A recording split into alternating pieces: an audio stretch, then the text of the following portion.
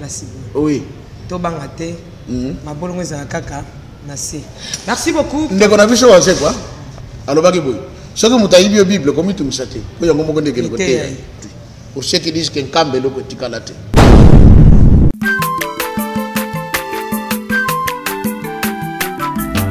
Azamwana motote boa kusangai abongwa ni pete boa wangana Nzambe ya le Nazarien, le Nazarien, le Nazarien, le Nazarien. Bana kitoko koma mukundima atako babako la kima futa na musakolima lelo ya yobolingo bateli le Nazarien lipamboli oyo mona na katembeni mama kantelobi kolapye mapapu masope mafuta tokokesikana longo na Nzambe oyo babenga na makomi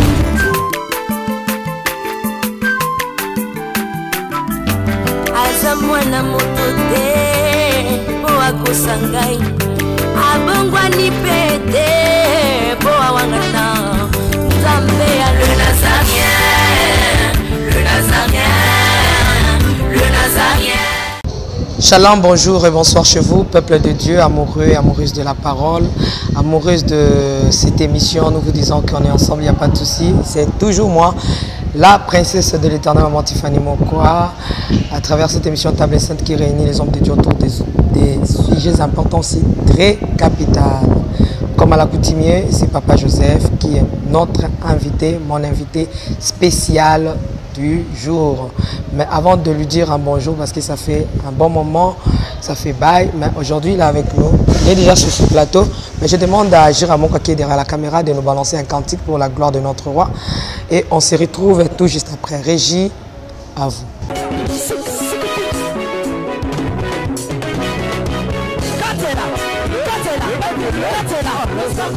Allez, Katela, Katela, Katela, Kaka, Yambalo ya daba pastel bakokata. Allez, Katela, Katela, Katela, Katela, Katela, Katela,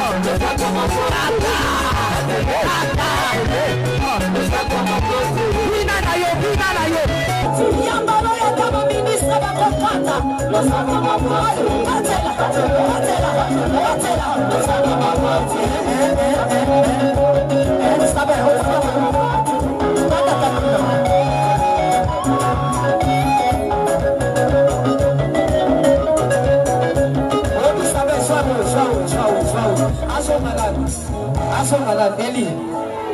Okay,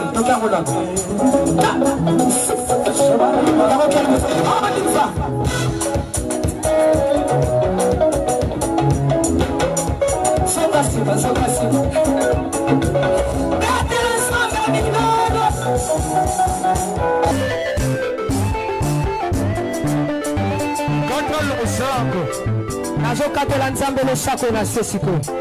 Nazokatela le sako siko kuna. Nalingi na katela Nzambe le sako. Le sako, le sako, le sako. Le sako awa. On y va, on y va.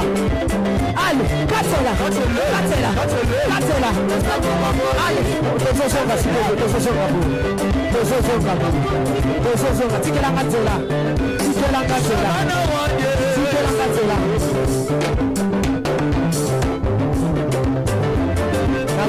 S'il vous plaît,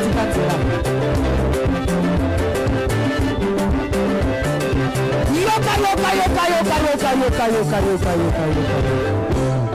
Olingi lipal, olingi kopot, olingi mosala, bona nini.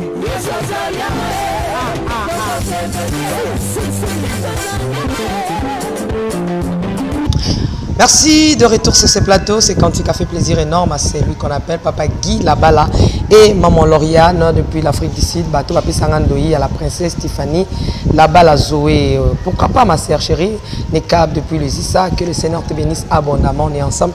Il n'y a pas de souci. Je sais que vous êtes très loin, mais le Seigneur est avec toi. J'ai dit aussi des gros coucou à ma maman, maman Betty Kokelea, que le Seigneur te fasse grâce. J'ai dit aussi des big salutations à maman Madé, loin des yeux près du cœur, maman Foura Tabo, Nathalie Moussibou, Kapi, que le Seigneur te bénisse abondamment. Bandeko Nyon, surtout Bana Papa, la princesse Yeyo. Jiramo quoi, na sengi opesangai sakinanga pour que yango ndeza na makambo. Sakinanga papa elingai.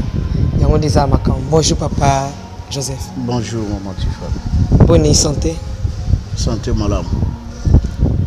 Nicole est belle, hein? Oui, bon.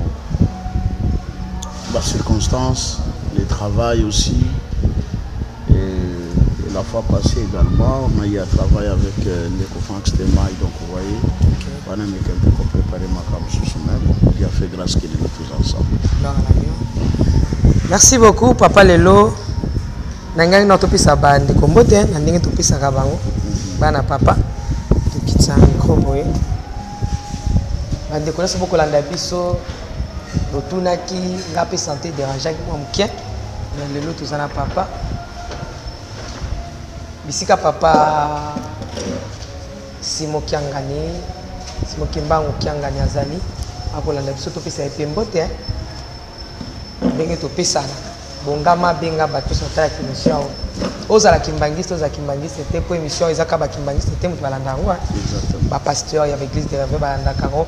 D'ailleurs kutu papa na ngai Kobani, papa Kobani, s'il vous plaît, papa Kobani. Give me my phone, please. Papa, as a pasteur, hein? Okay. Papa Kobani, Dimo, des bons bavinga kaye. Papa et Dimo Kobani.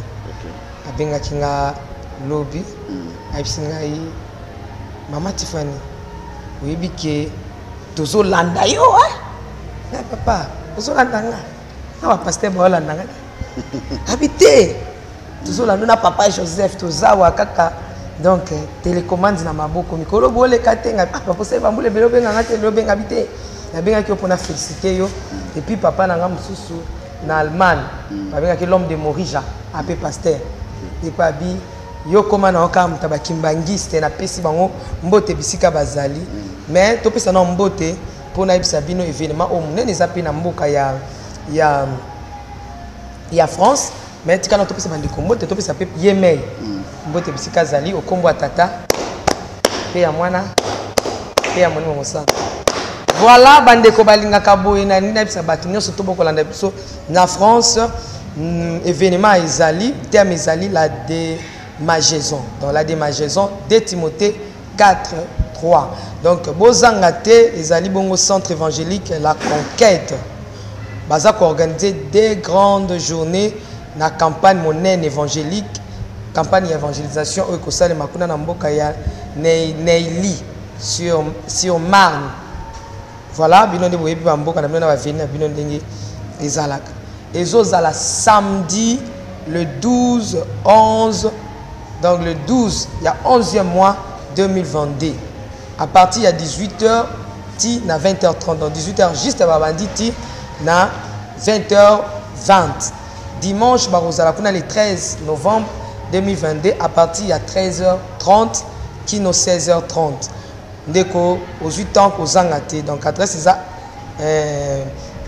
donc avenue Dauphiné, voilà avenue Dauphiné na ville ya c'est Neili sur Marne na France bandeko no surtout bolingi bokende bo participer donc mutaza baté ba hotel anisa papa Edimo Kobani na maman Bomengo.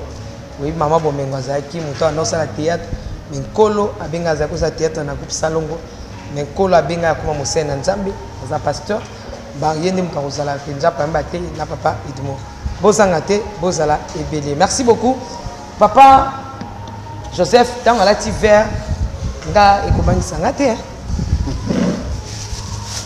ekobangi sangate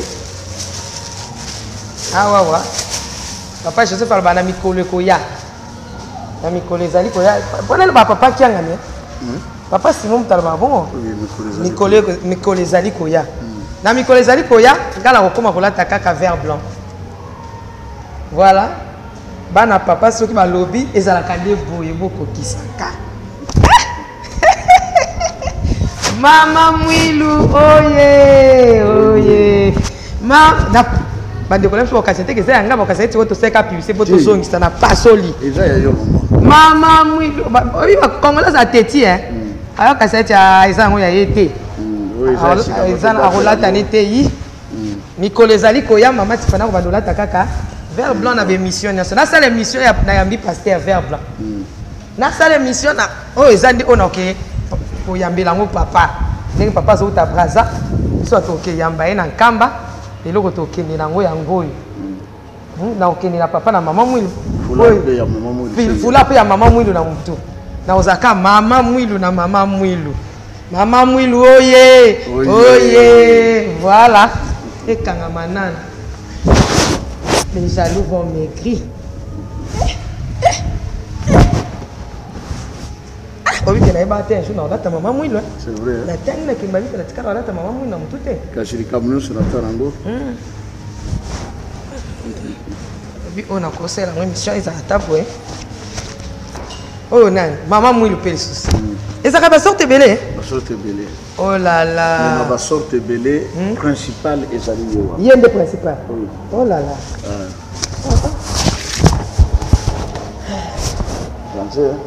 Il y a troisième monsieur. Troisième sous. Oui.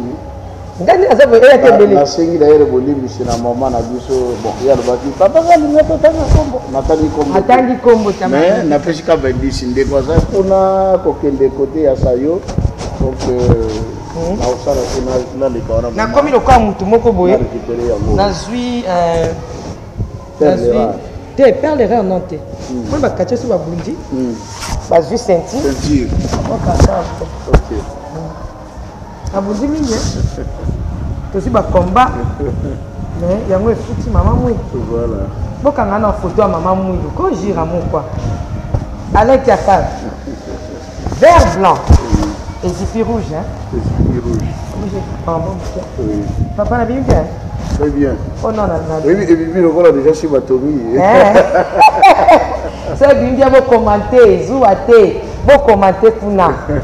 Si on a robeta libaya moko, la kitamba la kakuna na tie. Chaussette à pembe na mako. Baga pembe na maboko. Oh là là. Mon Dieu. Makamba bien zali. Troisième di puté goya. Pour chaque jour on doit changer comme maputi. Au moins bana ya papa simo kimbangu. Donc ça le la tata yomo. C'est une bande de sango. C'est balé ba comme ça. To PSP merci pambate to umelming na bombu bomoni ba courir ba no katana.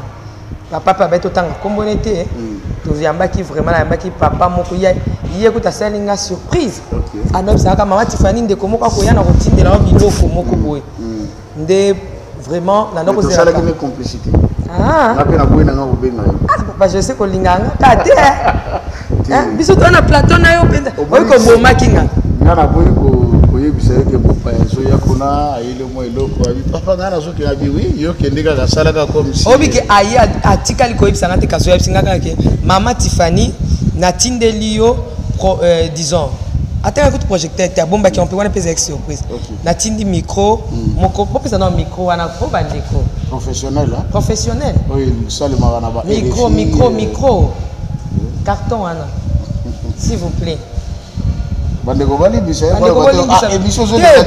to sengaka voilà tant to senga surtout l'accès bimineti ke papa azoyo kabiso te azoyo kabiso bisika zali voilà micro yango yo eye moi non to yekoli yango te yango to sala na oyo kaka isengeli ba étudier donc to relatisa yango voilà et relate à partir pour micro yango tant to cha yango boye Makamunyo se kotika awa na ordinateur bobimisi voilà tozwaki micro yango ekomaki ayebisi ngai bazoyela ye papa ya mpaya moko azoya camarade nanga koyela yo yango ok ayepa abengi nga na déplace na bi papa abi me mpaya yango atelemi kuna azomona te nga bi papa yebisa mpaya akende te na yamba ye mpe lokwa yo moto tindi ye aze papa na ya boye azui mon kambala liboso pe to mona azui linette amamiki abimi loko apeye te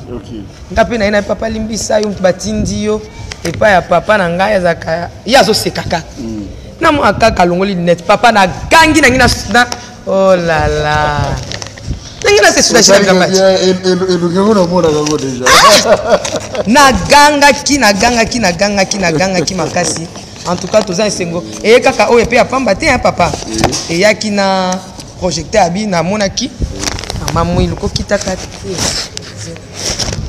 na bike abi amonaki courant ndenge katanaki isaki passe ndabi papa Simon koki ko sala bi mission na ba sala ngona kacha molili te po papa Simon za muta mwinda info mwinde zala nda ila biso projecteur oyo ezali chargeable donc ata courir zate biso makasi kana rechargeable bina zu deux piles pour katana te mais problème to tika nango awa ya caméra pour jusque là to ça kana téléphone na bike loka ba bisenga papa yebinga papa zo monanga na ba na kosenga lisusu te ya makasi yango bo moni ngalisi boy o ezande ya to diminuer moi miso ko kufa pe biso te voilà bo betela nzambe maboko donc merci na papa Kiangani donc papa Simon Kiangani na ebike oyoka kipe na mbela oke simba bana na yo na mutu pe na motema ya mbalo bayoka tango to eloba na ndenge na biso bato basomba te mais tango papa ki kokota na mitema bato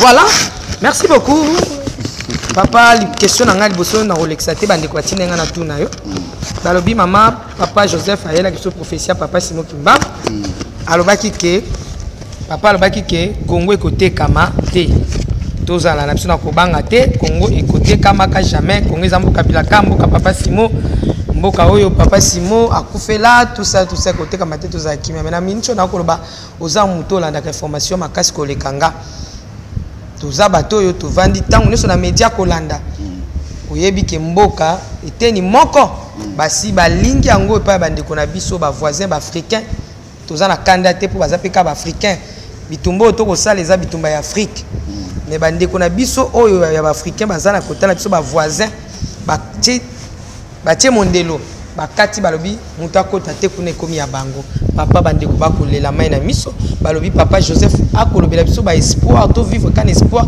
to makambo akolobela biso eza ya solo mboke bandi kokende. Merci maman Tiffany tozongisi na bo matondi mingi na nzambe na biso ndenga bateli biso tomoni mokola lelo et à permettre que une fois de plus to ya koloba na par na ye naloba toujours que ce qui ezalaki kotinda mate ndeti na ezate na yaka awa na banda koloba ezalo kola neka komila kisa et na uzulango pembano moko te mais ce qui te lobaka c'est parce que totindami ce qui te lobaka c'est parce que likambo tozolo beza ya solo. OK. Na mutuna oyo tuni la première des choses ngana lo beza li boye biso tolobaka boye. Quand je dis biso le ba Congo balobaka liputa ya ko defa basili sela kango mabina te. Oh. Hein? Parce que papa Simon Kiangani alobaka ngo maintes reprises mwana ya moto batera ina masisi mwana ya nyamande na mwa bafimbo moko ezaka mike na Kongo babenga ngo minga omoni soki tokomi na juillet août septembre eza na bamatiti moko ebotaka na basavane ezaka mwa milai esalaka lokola bakana sikre moko mike na bakudu nango yango babengaka minga. Siko balobi ke mwana na moto batera ina masisi. C'est que chez le Congo, qu'est-ce qui se passe? Beaucoup il y a palabre likamba munene peda maman Tiffany, mais au comprendre te likambo yo ekoka kozwa 3 heures 4 heures du temps chez les autres. Chez le Congo dans 3-4 minutes likambo ici. Siko soko yiwana oyoka ka babeti proverbe babeti lisuso babeti oyo makambo ici. Yo bana mituna mais balobi nini parce que na comprendre te. C'est ça le style Congo. Tu peux pas na biso balobaka liputa ya ko defa basili c'est la kango mabina te. Eni koloba nini kasi. Maman Tiffany alinga ke dobina. OK sika bazo beta mbunda. Tango bandobina batu no so bazo ko apprécier que Tiffany bobina mais batali loketo zo manifester peut-être parce que liputa eza te moni bande ko baluba basalaka ce que bazobeta mutu acha kangisko liputa na loketo azo bina peut-être bakasi batu bamona ke ye ayebi siko mama Tiffany azokende kobina azaka na liputa te akokanga na loketo to aza nango te na miniti wana comme olingi osala plaisir na bato nyonso odefi liputa mais ntango kaka mabine yaka mpenza elengi ekomi na profondeur oyoka kolo liputa ayebi yo pesa liputa na nga nakende mpo nde naza bombani na nga kosilika soki na omeli me ntango ozolongola liputa yo moko lobi mpenza ke mpenza nde nakomaki mpenza na esika yango me liputa yanga te kolo nango azwi akei Congo eza mboka tata Simon Kimbangu nalingi bandeko ba comprendre malamu Congo ezali mboka ya tata Simon Kimbangu nzambe molimo mosantu nalobaka ngo sans honte sans peur sans crainte sans embâche parce que c'est la vérité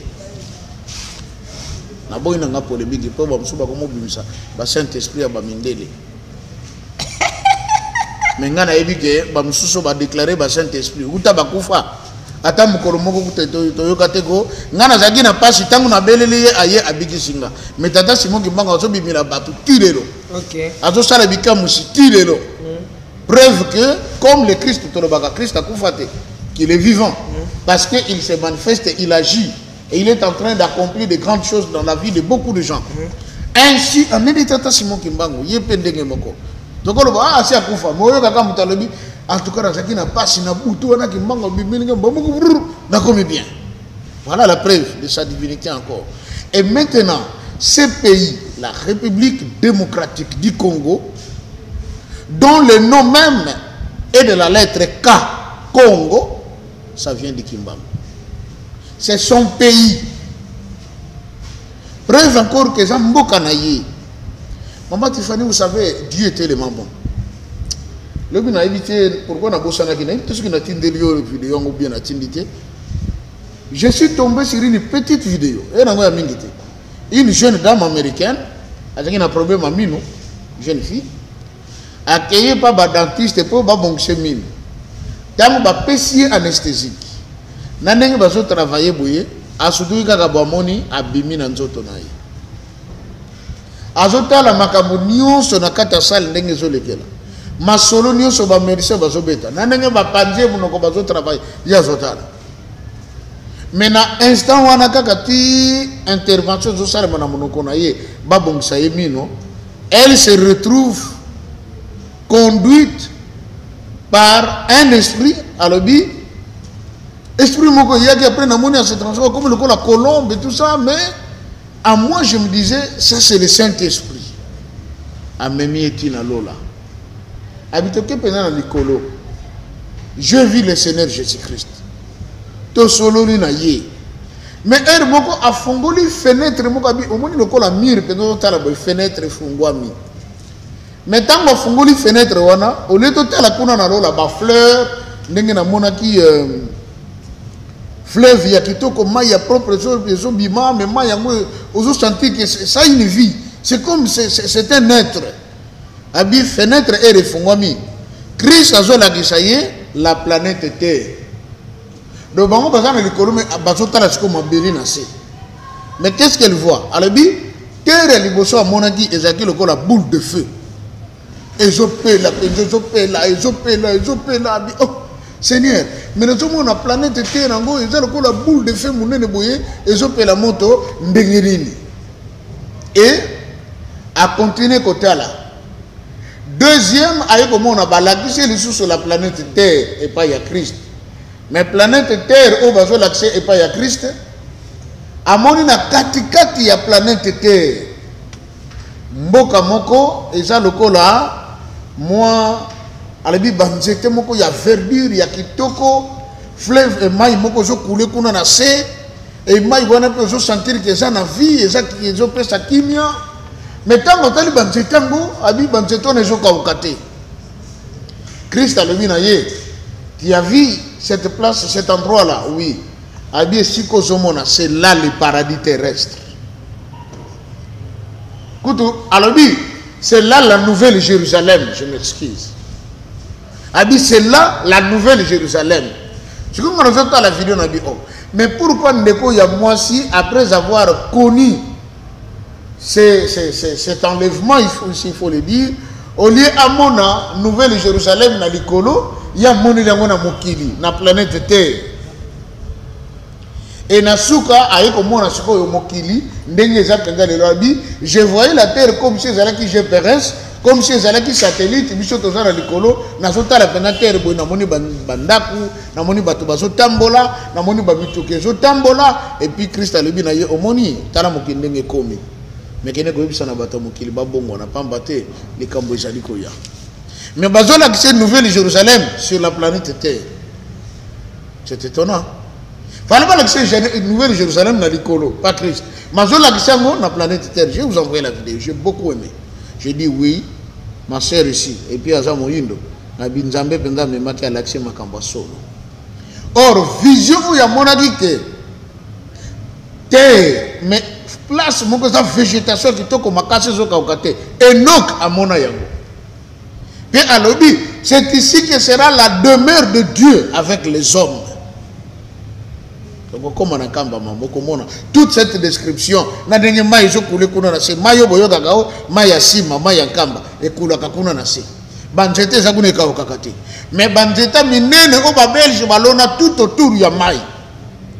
Dans le but que ba makasa nango e banda ko ya kuna comme ça compost ne sona e bebi sa mai kauka maman atali kasa moko ko ya kana mai wane zate ce que le ngena nzete on ne sait pas par quelle force donc les kasa tiezoya et que nous se retrouver les banda kuna na rive banjete za gane bandele mai ya sima kuna ce qui les kasa nango ko na kat il faut écouler et ya kota mai mais qu'est-ce qui se passe maman et ya ka jamais na kat ya mai place mai pendezala bambisio bazalaka na kati ya mai bakobima bazwi likasa bamandiko tindi kango ti na libanda. C'est mystère jusqu'aujourd'hui pour ceux qui disent qu'un kambelo kotikalate banzete zana minena babois noir mama babois noir tala bois noir makasa ka mike mais makasa on a jamais kota na mai ya sima jamais mais pourtant mai ezana se banzete zali ko ngomba eteli kota mai mais makasa ko ya kana mpanzi. Et notre soeur a Monique Mabélé à Nouvelle-Jérusalem, de ville à Nouvelle-Jérusalem, et ça a Mokili. Et la RDC est le pays choisi par Tata Simon Kimba. A Poni Yango, comme Mboka na ye, et c'est là qu'on va dire beaucoup de na ye. Yango ana tango a ye maman Tiffany, pour qu'on prouve que Mboko est a ye. Tata Kimbango est né au Congo central, à Koleli Kuna, à Badi Moussala Kuna. Tant que bakangier basambise na mbanzango kaka Congo central, mais curieusement mutu bazo condamné à mort bake kate kulusu to lobaki awa basali bakate nzete basali kulusu belge nzete ko ele na makolo lokolo bukana babi c'est que makambuya lobika ko kofela na kulusu te toto sabongo. C'est après que le roi va donner l'ordre à ce qui bobomié comme un problème parce que awa en Europe les voix s'élèvent. La conséquence, le roi a demandé à ce que papa Kimbangu a ça la prison à vie. Mais maman Tiffany, laissez-moi un peu dire cette chose. Les lots va continuer à biso bazar kana Kinshasa. Ceux qui bazar na réunion na Lubumbashi. Est-ce que pas qu'on bateau? Est-ce que pas qu'on train? Bazar ka avion en 2 heures du temps bazar na Lubumbashi. Tant bakanga Tata Simon Kimbangu en tant que prisonnier, akene ko sala siko bolo kona katanga. Maman, en ce temps-là, les avions existaient au Congo. Mais pourquoi Bachaka y a un avion Katanga, Akiti. Mais le Belge est même un avion. Banda Awati, a de comme un équateur, Fagin na bateau. Bachie na bateau. Fiki Sangan, bateau. Bako Makona Babia, à côté de Maïe Salimon Moboulou, Amata na train. Amati train. Ayeko bimatina bagoma bameme susutina maniema bakomi sukura azonga sona bato bakomi su place mususu bato moezo simbate batie sona train tina katanga asali prison ekuna mokora kufi mama Tiffany somo Kimbangu kufi balabini bake bakundi no batie na cimetière de Sapin en 1951. 9 ans après, Bayeko Kundula Tata Kimbangu, Azaka Mobesu.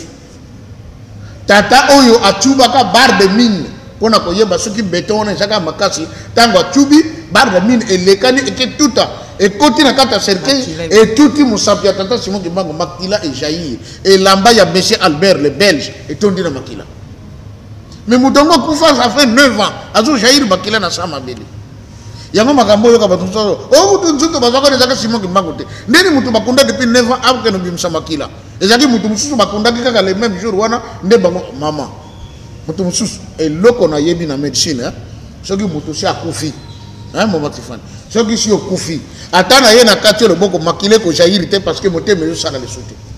OK. Mais c'est ça la preuve. Le sang ne peut pas jaillir parce que le cœur est aux arrêts ou à l'arrêt. Makile ça la tcha tcha tcha tcha c'est par le mouvement systolique et diastolique. Quand ça fait pouf pouf pouf pouf. Alors ce qu'on s'occupe dans mouvement pouf tant qu'on pomper makila et pas na yo et ko jaillir. Mais du moment où Mouté me vend dessus et je ça la sauter, c'est comme qu'il est jaillir par quel miracle. Mais quand on a blessé Papa Kimbangu, le sang a jailli, les lamba, il y a monsieur Albert Nyonso, et on dit Makila. Papa Rengira dit c'est ici, arrêtez, arrêtez, c'est ici. Neba Bibisi Batali Nzoto, j'ai mon bébé souti le lot. Si vous avez Kimbangu, peut-être Bakundo lié le 25 mars 1960. Papa Diangenda, en ce moment-là, Aouti Kozalanan, secrétaire particulier du gouverneur général du Congo belge. Au moins, côté de Outa. Si comme Mouta Aouti Kozala, secrétaire particulier, a démissionné parce qu'il devait s'occuper des œuvres ou de l'œuvre de son père. Mais Bazara n'a conflité dans le gouverneur général. Papa Dangenda pouvait demander au gouverneur général l'autorisation. Bazanjo tatatane batien avion et longo na Katanga vers Kinshasa.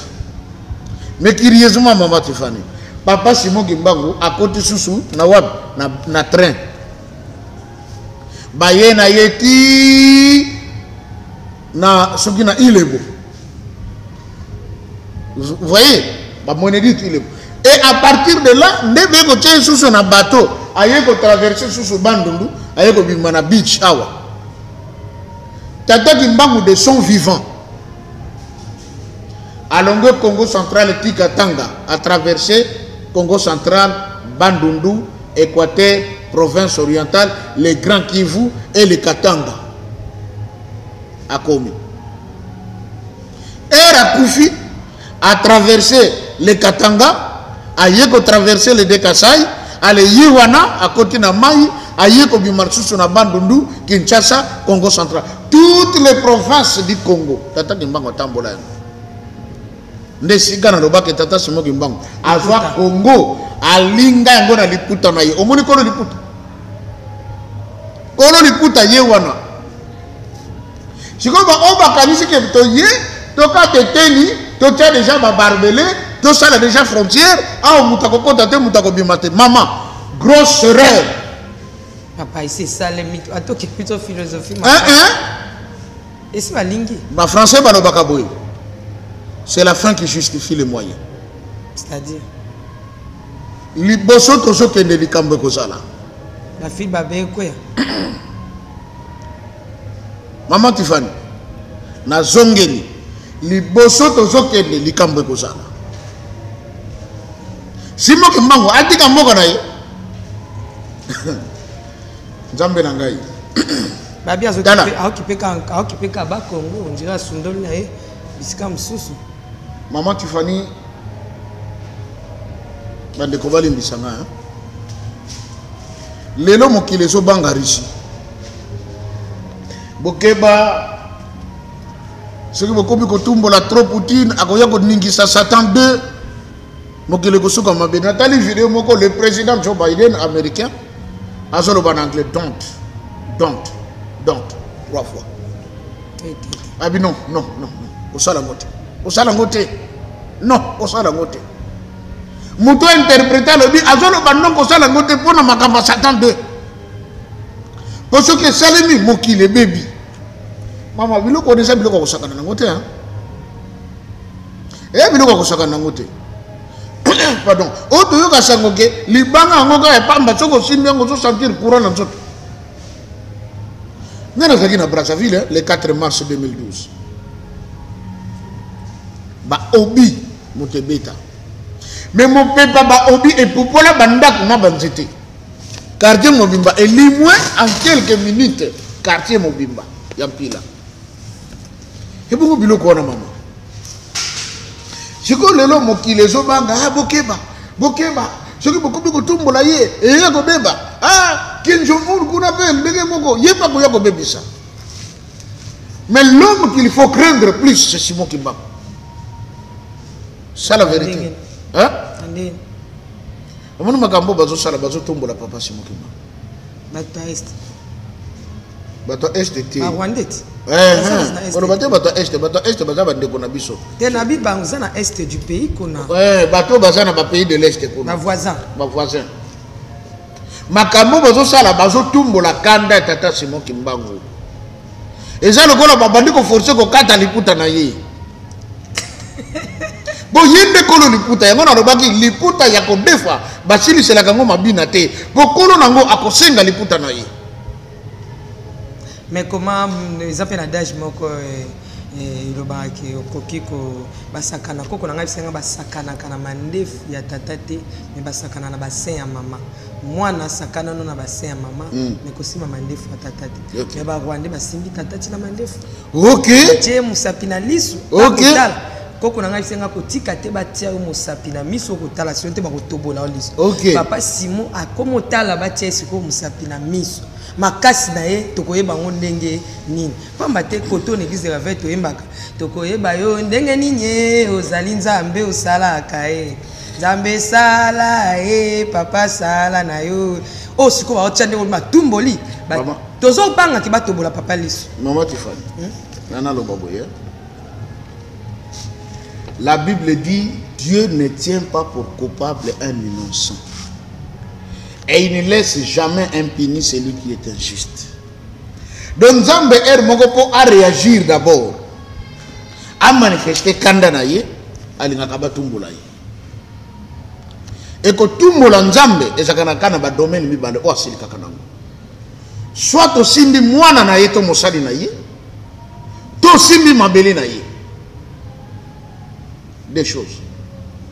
Si nous interrogeons l'histoire, vous verrez que la nation se télémaque contre Israël nakala. Nzambe frappa.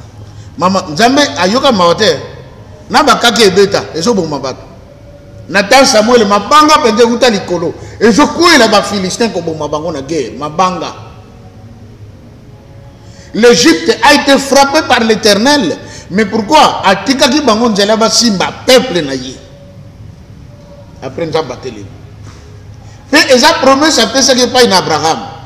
Ta descendance ira en captivité dans un autre pays où elle va passer 4 siècles, au bout desquels je vais la ramener dans ce pays ici. Mais je jugerai la nation qui la tiendrait en servitude. Je jugerai Nzambe. Il y a un sali en sorte que par l'erreur de notre père Abraham, l'ibotane et qu'il en Égypte. Mais ils trouveront grâce aux yeux de ce peuple. C'est compliqué. À permettre que les Égyptiens soient Israël bien, à un moment, maltraiter Bango. Mais jour où ils ont bango or, argent, bilamba, tissu, Nzamba dans le désert pour la construction du tabernacle. OK. Yango tango ba misala la vodor Nzamba sakini o nyonso ba contribuer na kopesa ba biloko na bango na ba o ba doraki mabele fungwama bango tout parce que Dieu attendait ces histoires pour sa gloire.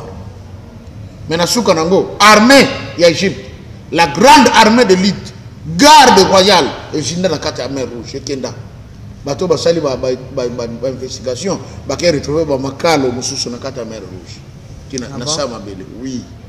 Vous voyez, non? C'est ça Dieu. Ce qu'on a le bagage n'est bandeli. Chez les Bakongo, on dit les puta yako defa basili c'est la kango mabina te. Parce que on le défi ezaya mutu. Si qu'on bakomo defa les puta tata kimbango, pour bina nango.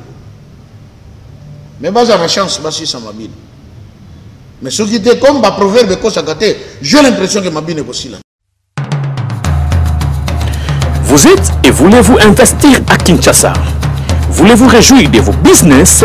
L'opportunité à ne pas rater. Toronto City VIP à Maluku, un des meilleurs endroits pour résider ou implanter votre business.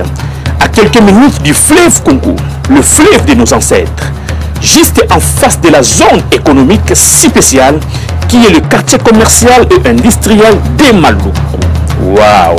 Non loin du centre de ville Maluku, un quartier en pleine expansion, à quelques mètres du Macadam. Toronto City vous propose un terrain de 20 mètres sur 20 avec des bornes cadastrales. Sur un site accessible, urbanisé, avec espace de jeu, espace vert, magasin, centre médical, marché, etc. Je vous appelle, venez nombrer et acheter. Donc, je voulais juste faire l'appel à nos frères de la diaspora, de partout où vous êtes, en Afrique, en Amérique, à l'Océanie, à l'Europe, en Asie, pour venir acheter les terrains que nous sommes juste en train de morceler. Vous allez bien voir qu'il y a des bornes, il y a même les travaux qui sont juste en train d'effectuer. Donc le terrain est bel et bien assuré. Il y a l'eau non loin de nous, vous allez voir, derrière moi c'est la régie des eaux. De l'autre côté c'est le société Vodacom. Et devant moi c'est juste World Vision. Là où Vision Mondiale sont juste en train aussi à un projet de construire les maisons pour ces travailleurs. Donc voilà, nous sommes ici à Maluku. C'est déjà un endroit habitable. Les quartiers, comme vous allez voir de l'autre côté, c'est déjà habitable. Il y a déjà les gens et c'est non loin parmi les autres cités que vous connaissez déjà. Donc je suis très fier de vous présenter ces produits qui n'est rien d'autre que, oui, nous achetons les voitures, nous achetons tout ce que nous pouvons avoir. Mais avoir une parcelle, c'est vraiment une très bonne chose. Pour tout contact, contactez Willy Mafuta au plus 1 90 57 30 15 40. Toronto City, waouh, les 4 qui nous réservent l'avenir de demain. Vive le Congo, vive Kinshasa. Et c'est moi qui vais me pousser. Parce que Tata Simon Kimbangu ne va pas se laisser faire. Hein?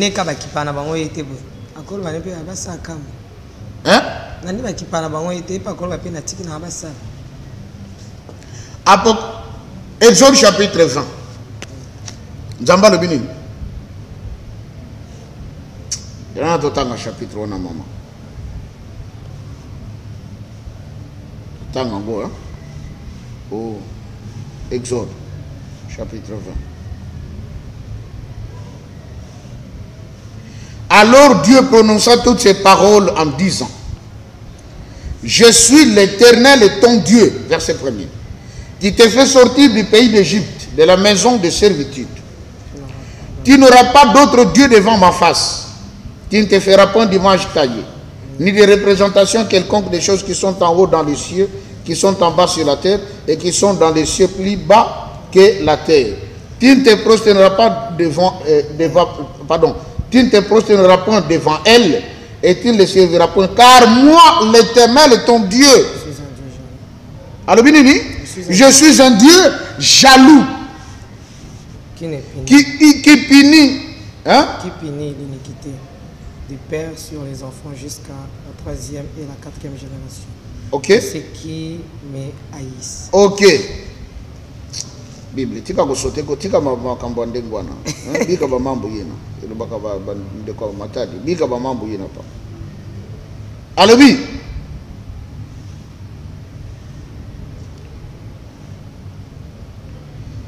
Tu ne te feras point d'image.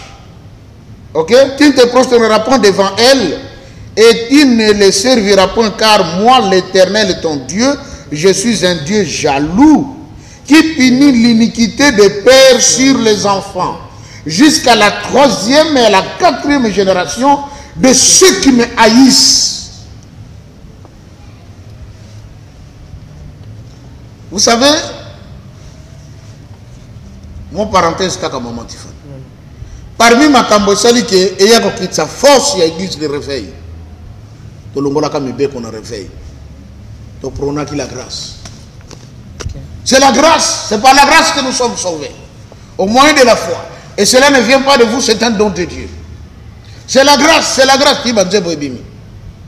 Angolou, angolou, angolou. Tout est grâce, tout est grâce. Ok. Et comme nous avons dit que c'est la grâce, qu'est-ce que nous avons fait? On a pris la loi, on a mis de côté. Ce qui est faux. Parce que le Christ qui est notre exemple par excellence, il a dit, je ne suis pas venu abolir, mais accomplir. Autrement dit, amplifier.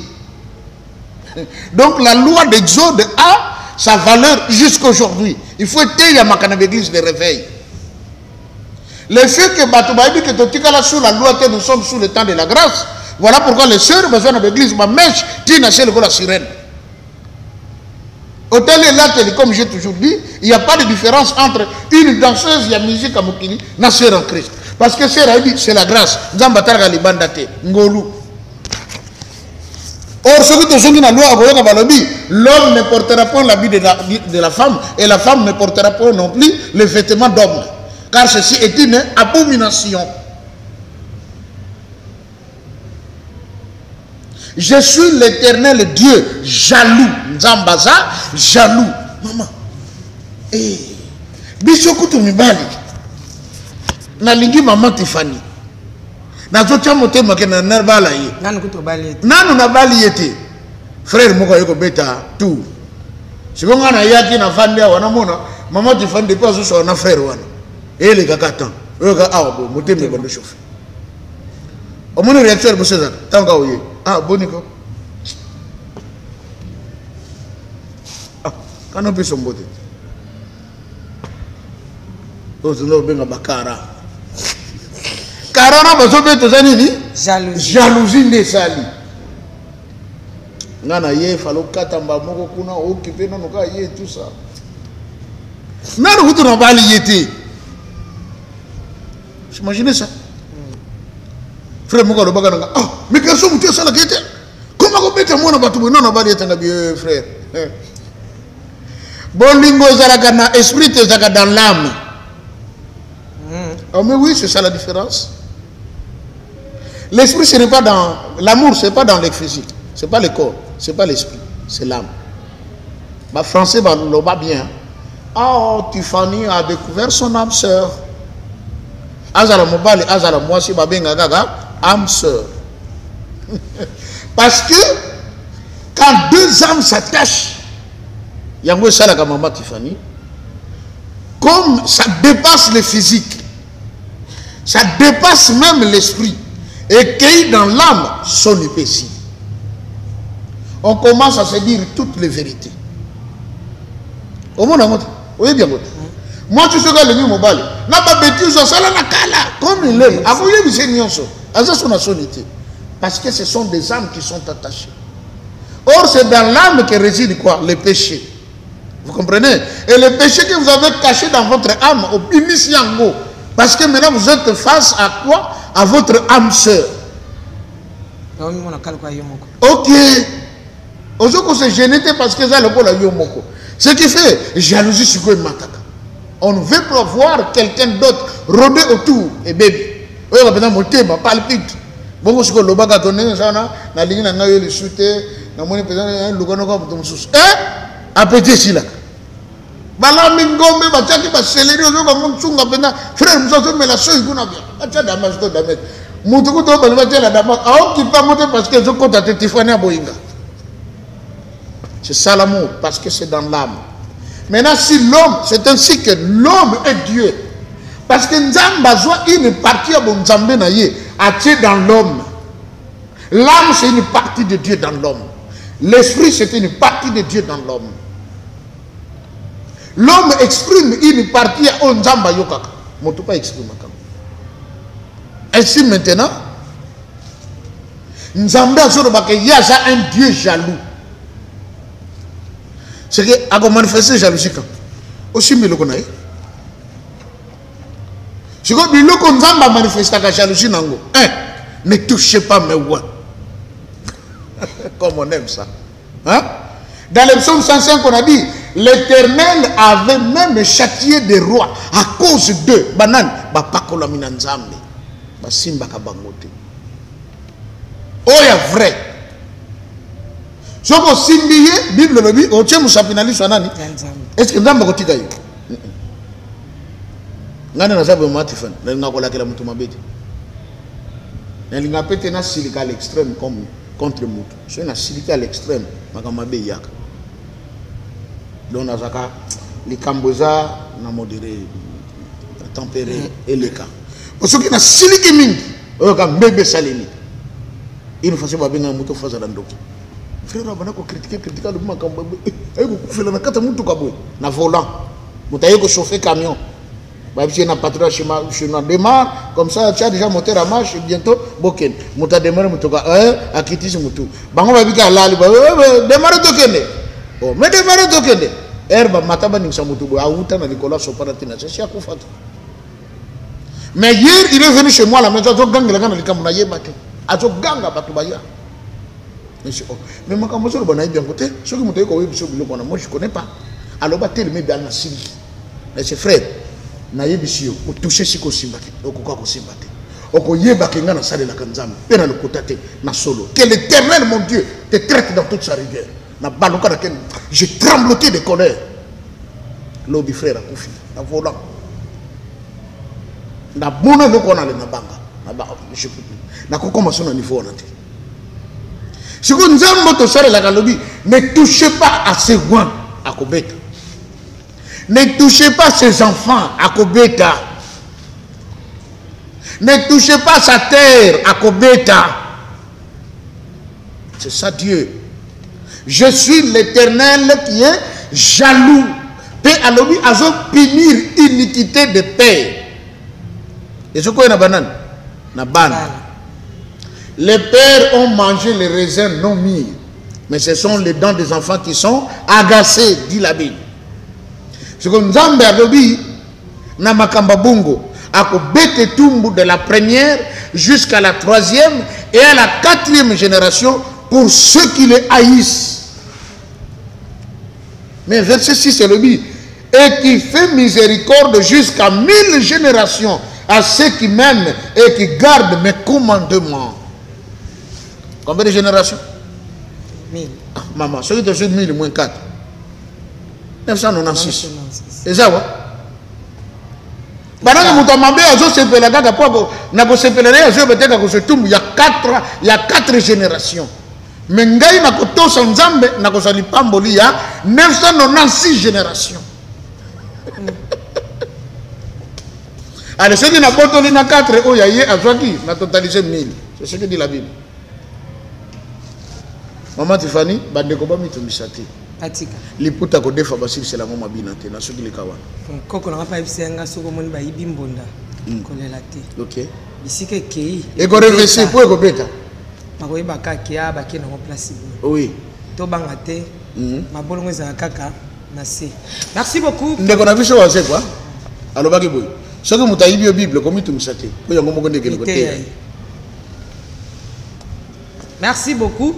Wana réponse na pesi na bino pour la mona ba komeli nga penza na mbangu donc ezaki pina lettre oya ki na lombangu tika biso tokota na prophétie to pe message papa Simon Kimanga tikela ki biso. Merci beaucoup. Nabanza mikoleleki tolobela ki likambo etali message ya papa Simon Kimbangu ya le 17 août 1922. Il y a une chose maman Tiffany. Comme Dieu fait toutes choses bonnes en son temps, ce que moi j'ai compris. Tobandi ko tanga message yo na tempenda osingili. C'est ce que j'ai compris. Nengi bande ko mingi balobaki nanga papa. Chaque fois le kaka na maman Tiffany bien na boyebi. To sali constant moko boyi. Soko leki opesi un message ou bien nzamba talisi yo to makambo loba makala olimbo lengo bien ba jour ko la no mona ka makambo ne bando salima abine bandeli tu no mona mais muto so aventure a uti wapi mais c'est quoi encore ce qu'il dit mais là papa au fungoli bisomiso j'étais avec un frère qui est venu de la Belgique depuis sa naissance jusqu'à l'élo oyo il est dans la soixantaine, il est catholique. maye kozwa visitation tata Simon Kimbangu amimoni na nkamba a décrire nga nkamba oyena na komate a décrire nga maya sima oyena na komate ayebina papa tangu na komi na nkamba papa mbenza tindi nga nakele kosukola na maya sima tangu tokende na ba surveillant mais to komi na maya ngozana bescalier ozokita pena bescalier ozokita ngabi oui ezala kabongo papa tikolo papa oui ezala kandengwana oh et bon batonga ndenge ngabi papa bakimbangiste za ba travailleur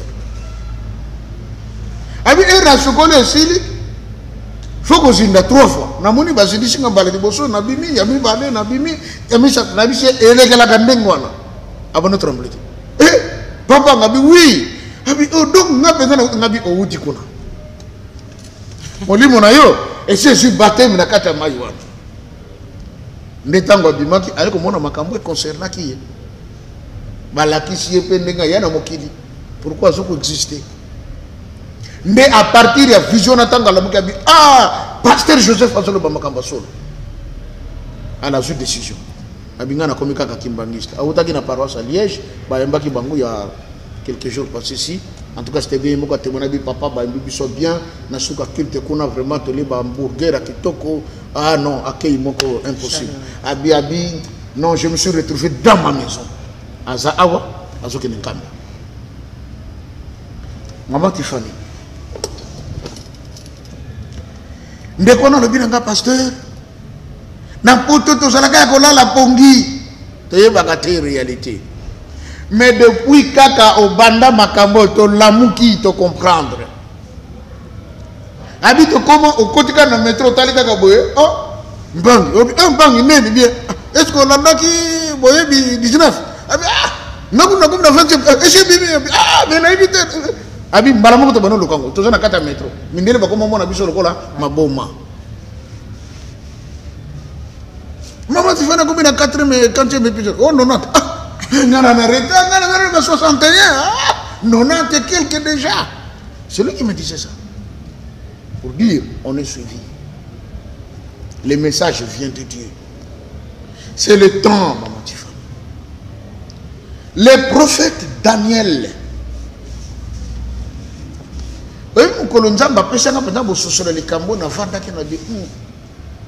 donc moi aussi j'ai un devoir, c'est un devoir sacré, c'est un devoir grand. Daniel a une vision, mais la Bible dit Daniel prit le livre du prophète Jérémie avant de temps. Makambo Jérémie a sakolaka avant bango bakende bowumbu na Babylone. A tombé dans le passage, il y a le dans la Bible, Jérémie chapitre 25. Mais beaucoup que Nzamba sakola qui par la bouche du prophète Jérémie en disant le kolabino boboyi ko publier la paix, ko rendre jubilé, rendre libre vos frères hébreux qui sont esclaves, pour maintenir bango ngai Nzambe na sili. Omoni Dieu jaloux asiliki contre les botanaye moko obatosi mobeko na yeti. Je ferai venir sur vous mon serviteur, mon roi Nabucodonosor. Mais qui était Nabucodonosor? Franc-maçon. Mais d'abord bien dit roi de l'Éternel. Pourquoi roi? Parce qu'il est investi d'une mission, celle de terrasser la nation d'Israël. Maintenant, nous avons commis pour Nabucodonosor contre les enfants d'Israël. Une fois, je l'ai dit, Naté Yaga dans une conférence qui est un roi de Dieu. Non, le bas que Satan passe à la guerre, mon roi de Dieu. Ah, église Ningan. Satan! Mais quand j'ai donné des explications, chaos. Nabi Nzamba Bobo, un grand rose chrétien, ah, watché son roi. Faut tout ça y est. Faut ça Makambo Nzamba Lingiye à Sala. Toute personne qui reçoit une mission de la part de Dieu devient un roi de l'Éternel. Mon pakolami.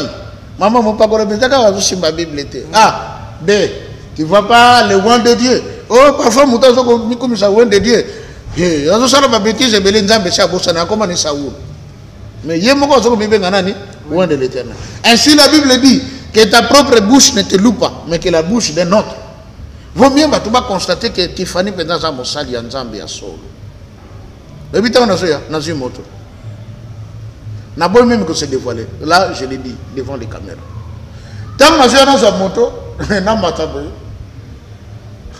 les conducteurs et le monsieur qui étaient déjà, a dit, oh, s'il vous plaît, vous êtes prêtre? Non, non, je ne suis pas prêtre. Oh, non, dites-nous la vérité. Vous êtes sangoté. Nous, nous avons sangoté, nous avons le beaucoup. Oh, ah bon, vous êtes marié. Mais vous devez quand même être professeur d'université ou assistant ou... On a dit, oh, on est un agent comme Matamoto, il va questionner même les bois. Ah, biso ba bisa biso longo ngangu wanu ka yesako. So ba opeso mayele putamana oyayo. Na ko pe ko se dévoiler ka ti papa to ba zoto na nga na bi ba ngotena bien na sa professeur assistant. Vous avez professeur pesa cours. Bagou danser, bagou différent. Na sa assistant tata simo kimbango. Na sa na zo sala musala na ye comme ça même professeur.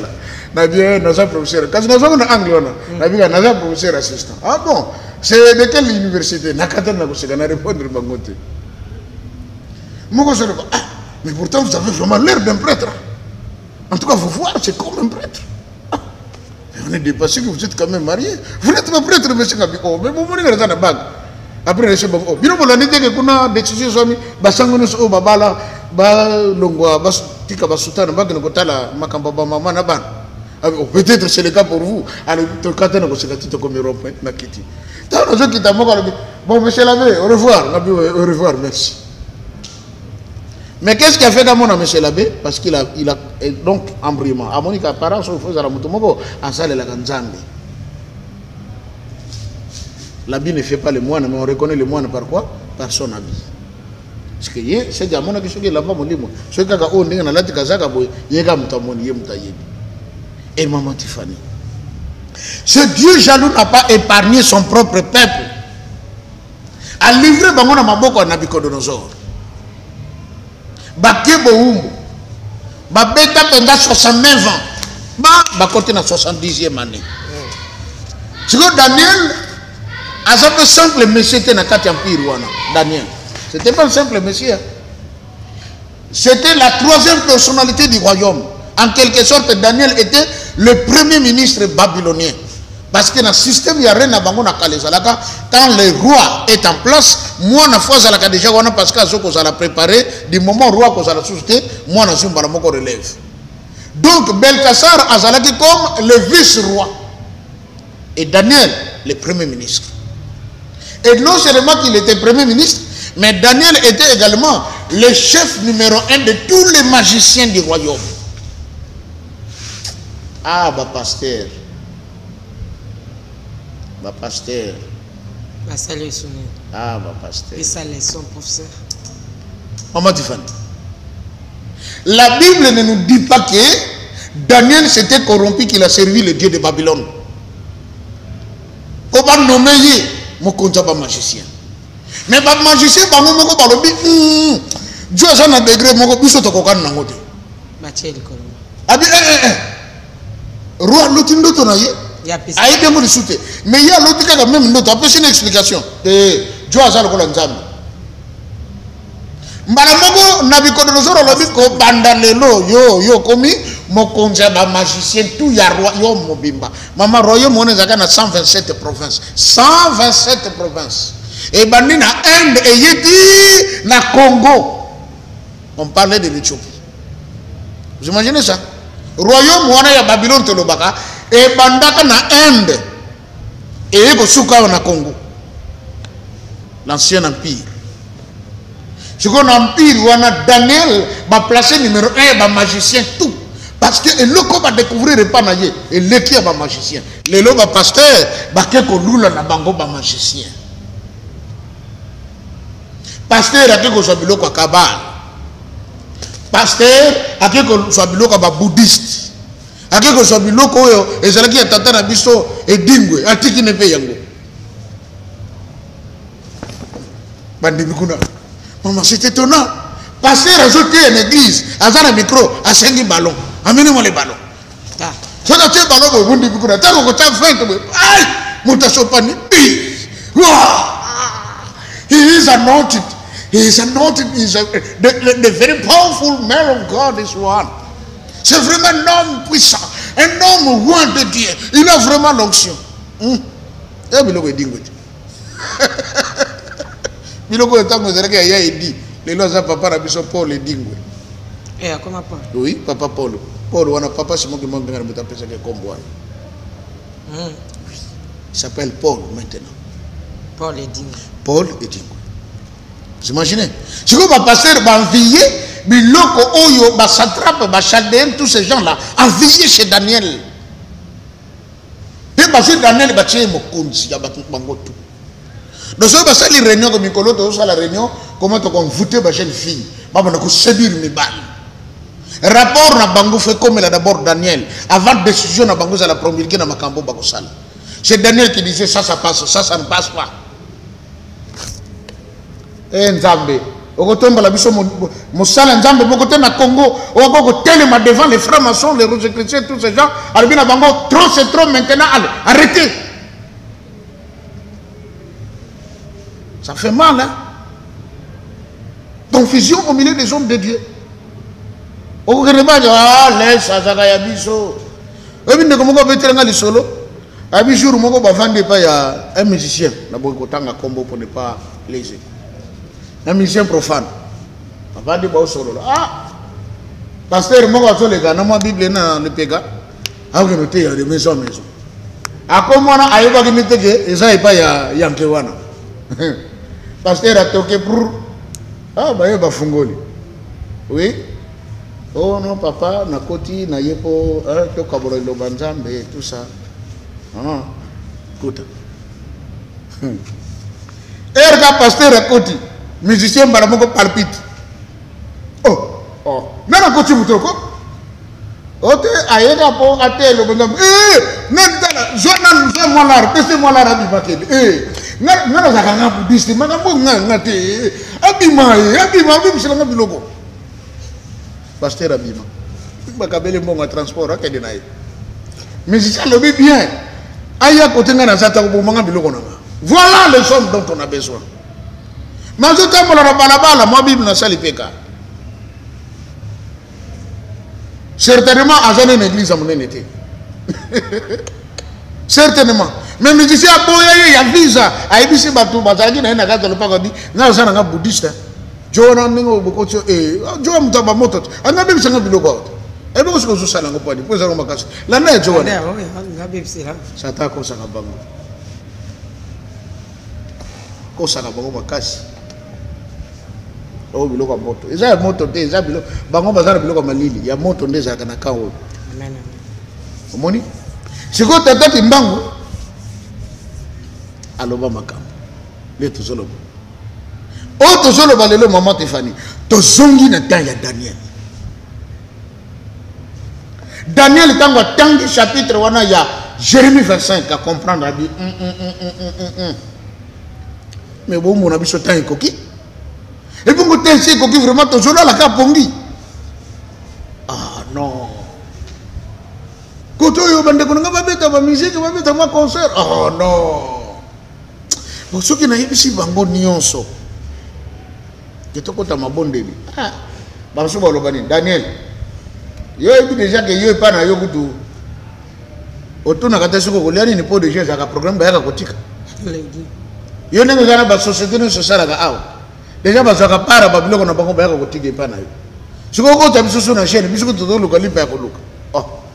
Daniel a comprendre que so na passer communiquer on a peuple na nga mutako yokela nga azati nakota kama bondi lingamo. Neshika sala 21 jours déjà. Ndeko mo ka tuna pasteur obi kana tangi bible eloko mo ko lekelinga Daniel penda 21 jours de jeûne mais na moni réponse au PCT oh Gabriel tango ya oh ba bloquer pa ya roi de Perse après Michael aye ko bundela ye et puis bon mais de ce qui ka bongo je comprends rien. Réponse est Zakini. La réponse c'était quoi? Quand Daniel a prié a senge pa ya Nzambe asengi d'abord bolimbi sipona masumu na ye na masumu ya peuple mobimba na ba koko na bango na ba tata na bango ndenge message le loto zui ndeko moka lali aloti ndoto papa mbenza lobi na ye tata Nzamba ninga sala likam boye bakeli ngombo ezali ya nani ya lobi ezali ngombo ya nkolo Yesu na nto mwana tata simoki mbango na ye ko yebisa yo loba na bandimi batubela même masumu basala na kala batubela po nzamba linga sala lika mo pepe so yo eza makase komema ba ebele mais loba na bandimi nyonso batubela ngape na ki message na passé pe message OK bandimi nyonso to sala nini to tubela po nzamba linga sala likambo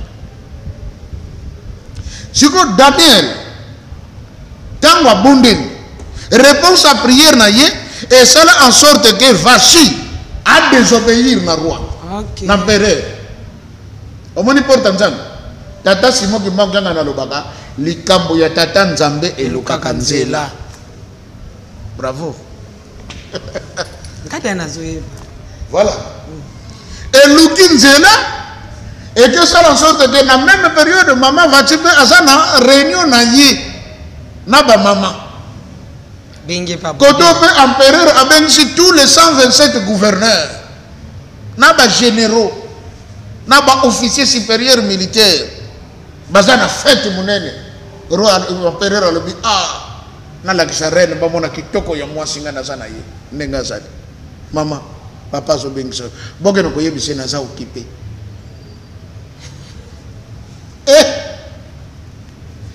La femme a été créée pour l'homme et non l'homme pour la femme, dit la Bible.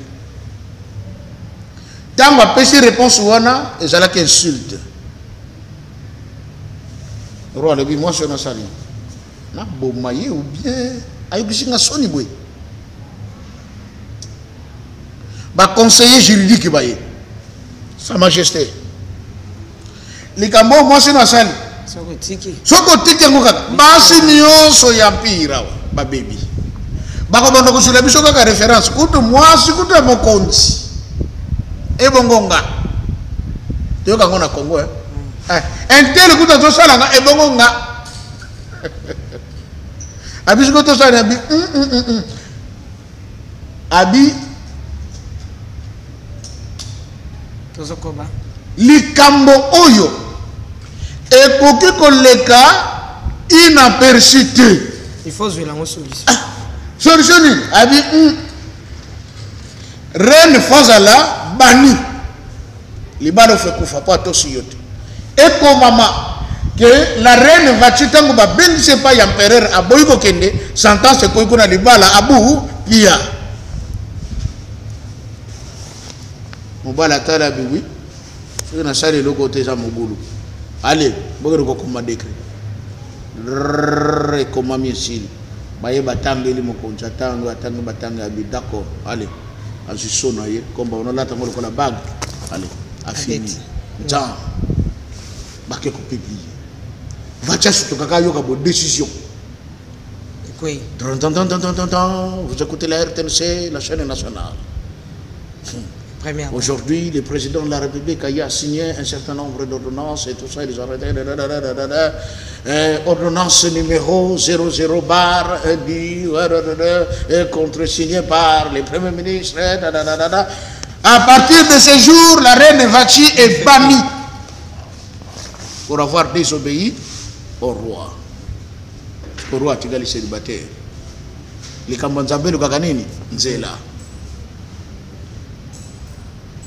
Moko yena conseil du roi na ndenge yosa un homme élevant dignité comme ça okotika la célibataire et puis reine oyo fozwa aza moi c'est aussi papa kola goudron peinture mabe roi il faut zo muto aza ya sika siko to kosala ne abi o facile roi concours de miss omoni côté batel wana zaka miss Babylonie. Abi tozo organiser concours ya ba fille vierge. Yo moko tala.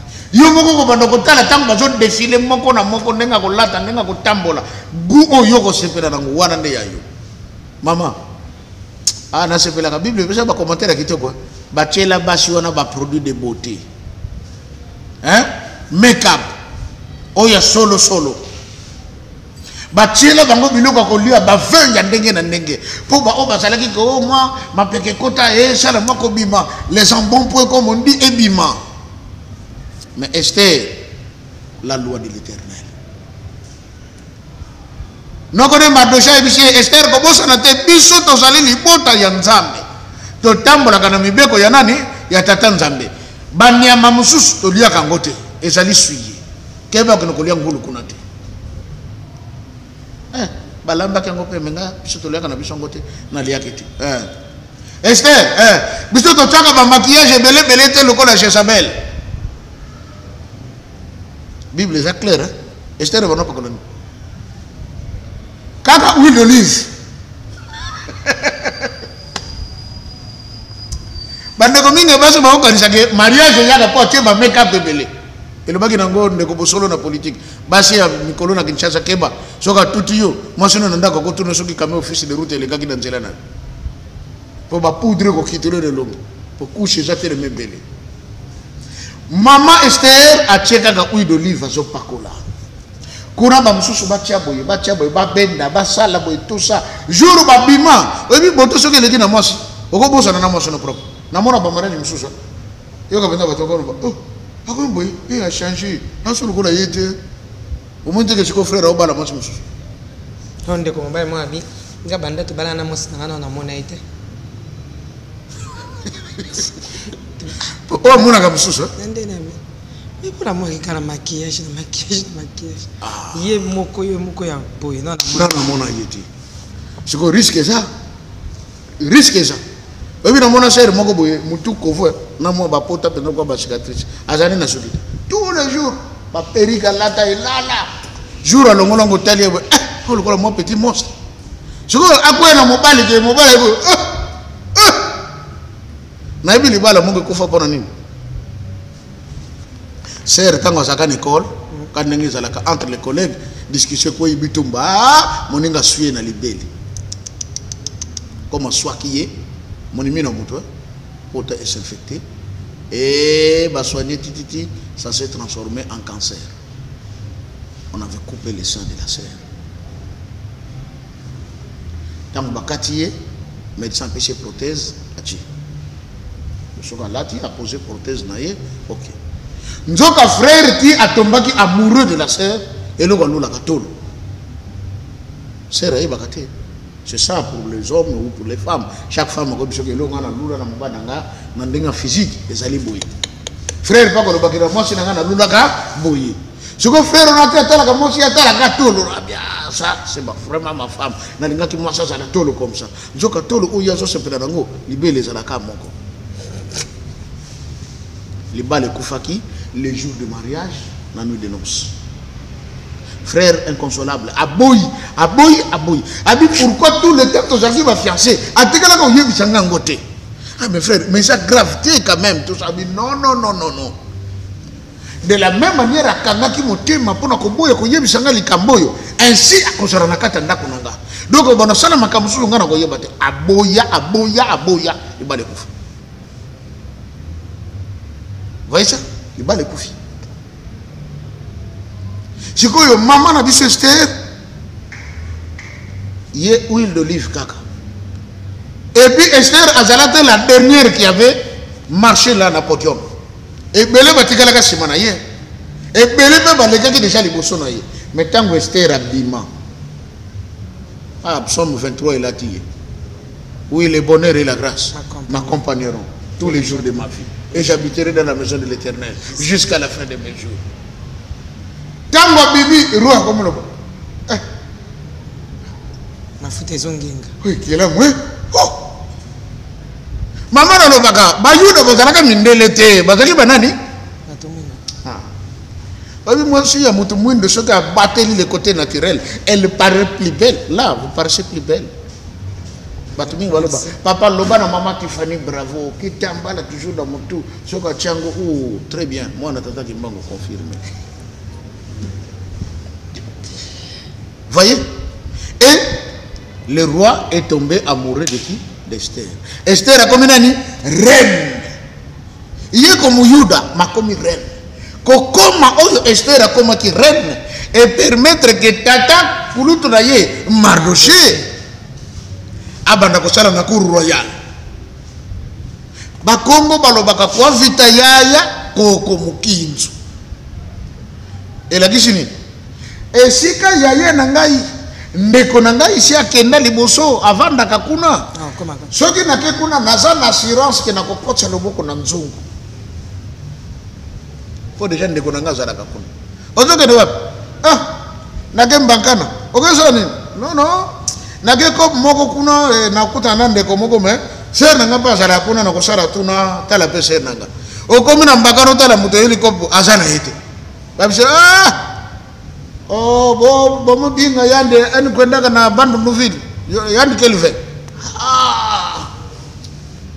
ebena mono benga na téléphone pejo le kaja comme sera zakana ki nanga passer tant comme ka noko olotu ndo ololo ko tara biso ayo ka pe banefe noko no okolala msalati po yaya azakuna Esther comme amikotela ki na palais Mardochée assurance komi mwana nanga na bokodi yete au royal ndesika Mardochée akoya ko découvrir complicité sociale ya deux gardes de corps ba boma roi ba renverser pouvoir ba sala coup d'état Mardochée bi Esther ndinge sabu ichoto komi ko lia bien makambo te komi kitoko kimia koti ndinge sana complicité moko zana yogi sangwa wata ba bomo mubati banani wana ba jok wana na suku banani ba bomo mubati message pour nous soki te mbebe zo yakala mingi te balandeli likambo boye vrai bakambi bango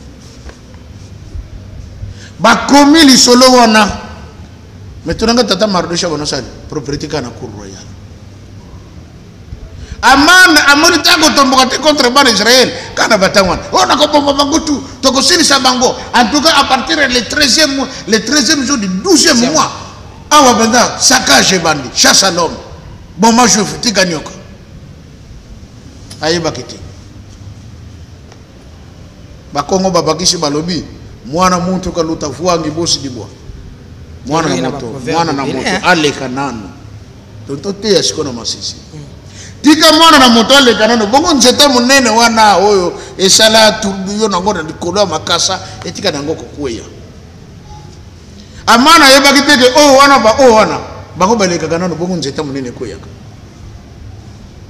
basutuka aya kopesa rapport boye roi sabeta ke insomnie kuna pongi ezate télévision pe zalate radio pe zalate internet pe zalate roi monika ka seule distraction awa boye langa les annales donc bikando bonoko ba histoire ya mboka banda barwa baleka makambo eleka jour tel roi kendaka voyage boye eleka ka boye ay mo no tangelanga ale lisola ya Mardochée bimbakate ebimi mukoro moko kuti roi de garde de corps banga basalo coup d'état mais heureusement tata moko abarosa na cour royale yemuta reperaka bango habiza kana basala kana nini pona muto na bi na ndenge to tanga ndire basala iloko te comment ça abi non basala iloko te pona muto wana non c'est qui c'est bobengi ngai lobby Mardochée premier ministre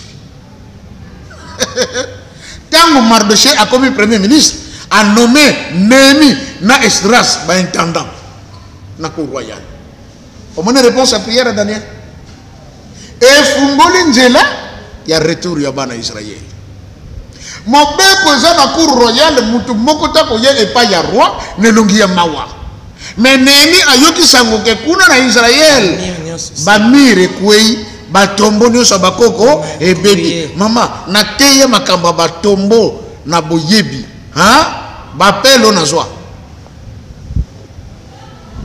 bakongole comme tolingana na ko critiquer bamsutanga bayoka oh non pasteur Fazala mwana chef coutumier yango zolo baba biloko non batu bazona bwana babi mais cet homme m'a dit des choses. L'une des causes de ma malédiction na mboka na biso, nous n'avons pas pris soin de nos aïeux. Ba cimetière na biso comment ba toilette publique, ba cimetière na biso comment ni ba restaurant ya ba bandi ya ba kuluna kuna ne bagena kolela kwanga na makayabu batiki makasa nyoso bakena bango soke bote pe matito ko batike awa cimetière place ba kundaki papa Antoine comme mwana awute kokufa awa na Philomone soke ba yere ba gratter mabele na likolo ba kundie donc papa Antoine na chef Philomone na likolo. Je rends hommage na bande ko nyonso o bazwaki likanisi ya kosala mena ba cimetière moderne oye bokundi ndeko ceux qui bongi bozonga ndenge za kao fête de mort boko ni ko chama fleur bolobika ka kombo bakena ordinateur chaka chaka chaka babishi bino balabala monga fula numéro 23 gida zaona ko mabino tina balabala monga fula bomoni awa quartier Matonge quartier Paris quartier Belgique ceux qui ni bazo chawana voilà neni alobi roi ngana kozana ne sengo ndenge nini di moment où batombe ya bakoko na ngakuna nyoso zobuka na mutako za soin na ngo azate et puis miraille nyoso Jerusalem et baby mama tunanga nani mutako mokonzi a serious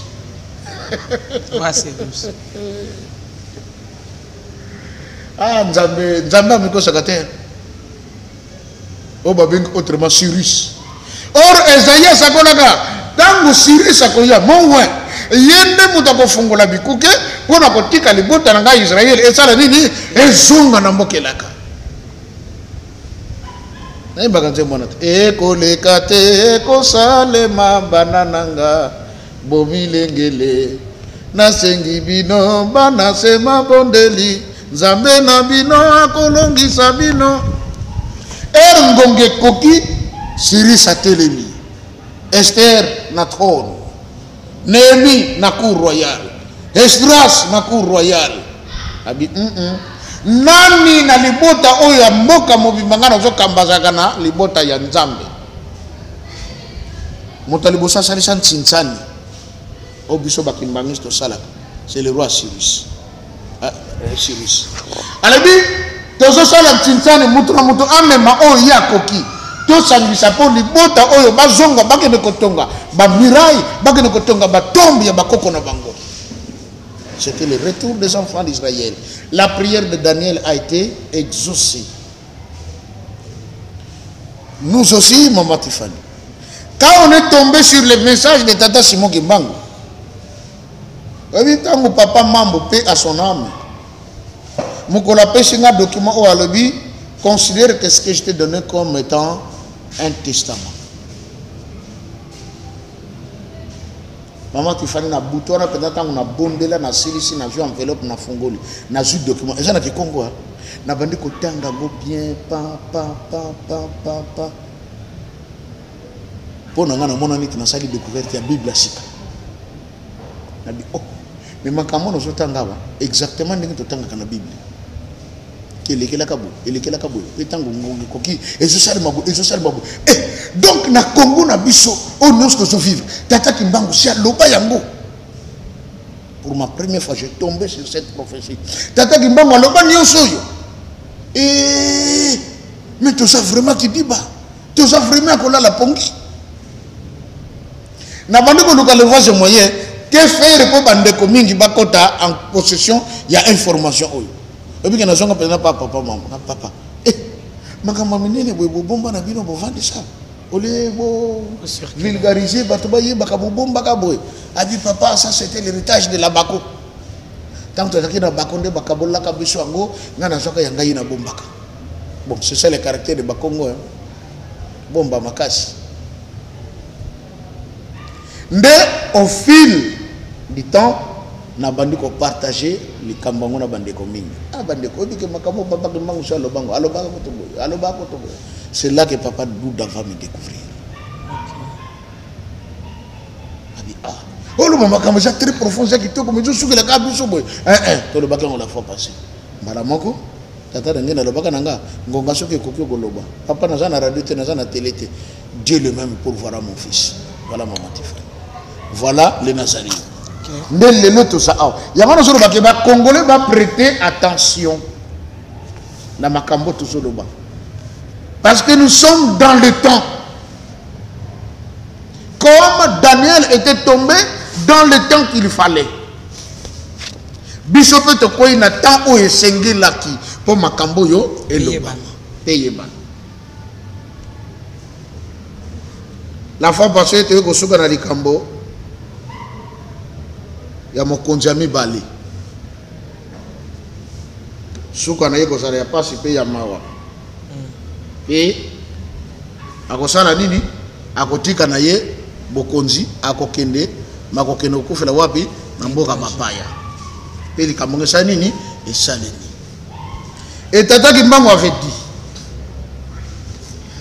Les richesses du Congo deviendra la propriété de Venom. Ils se joueront de l'argent du Congo comme ils le voudront. Et ça, on va expliquer parce qu'il y a un autre vivre. Les agents et fonctionnaires seront très mal payés. Ils ont un moment papa Iringa, ce que le lobby mom qui ça la bien.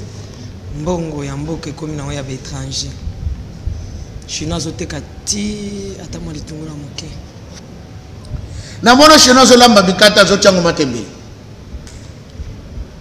Oh, chino onin. Ezali mikate ngai cha kuna kati matembele, ngacha makati na kati matembele. Tala bakinwa batonde bele, basomba bikate nini? Oh, chinois ola mabikata bela chango matembele. Bilo musupe, hein, faut te se gêner. Il y a de ces choses, maman, il faut tout se gêner. Ce que ça a dit, maman, mon gars, l'ambaki mikate na ye, achaki yango pondu na kati. Ba oya kosomba te. Mais comme chinois, je m'entends l'ambi mikate achema tebele. Ba kongole batonde bele ba somba.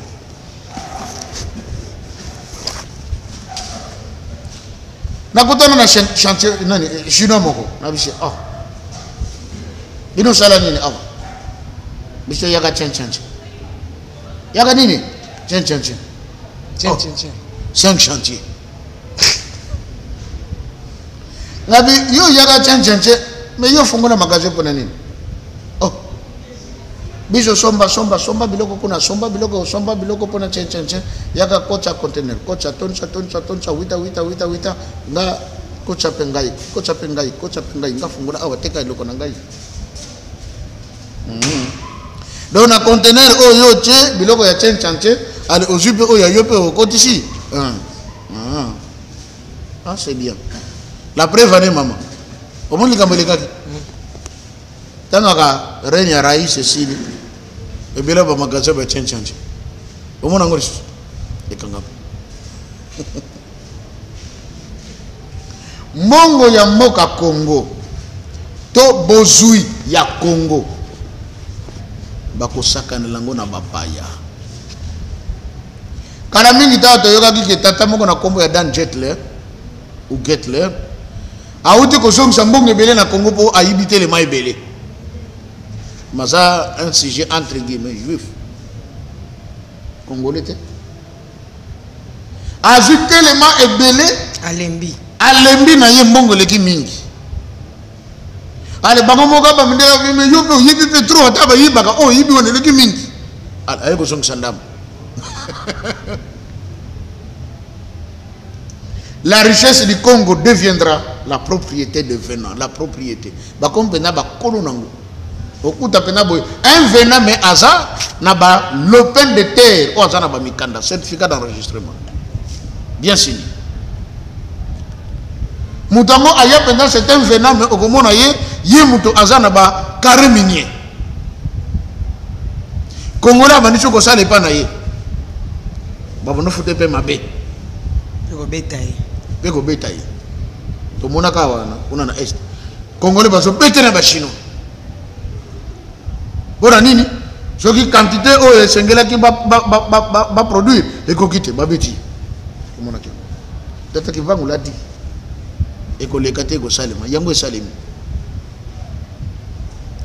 Les agents et fonctionnaires seront très mal payés. Maman Tiffany,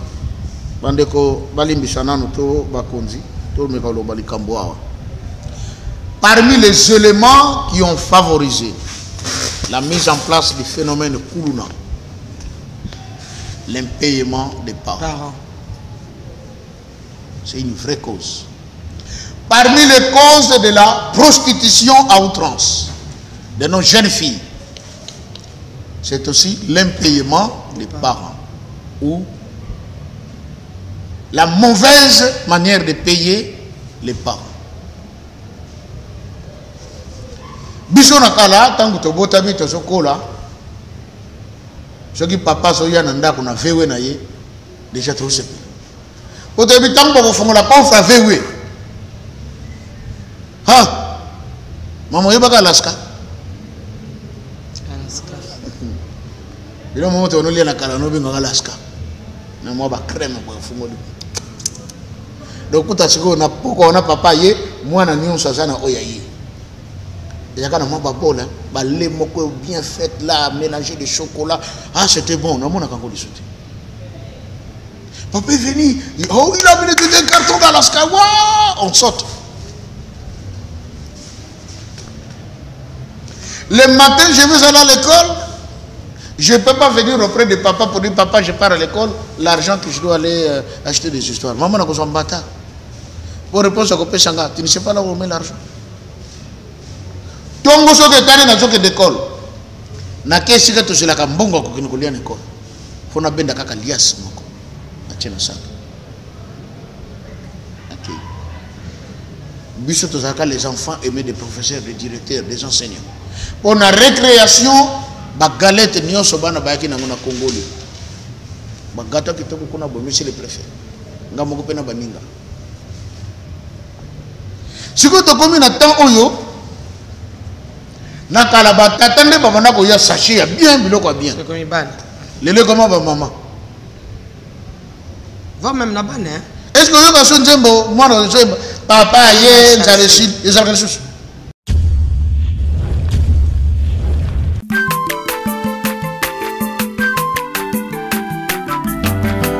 mwana moto te po akosangai abongwani pete po awangana nzambe ya le nazarien le nazarien le nazarien le nazarien bana kitoko koma mokondima atako bapakolaki mafuta na mosakolima lelo ya yo bolingo bateli le nazarien lipamboli oyo monanaka tempeni mama kandelobi koleke mapapu masope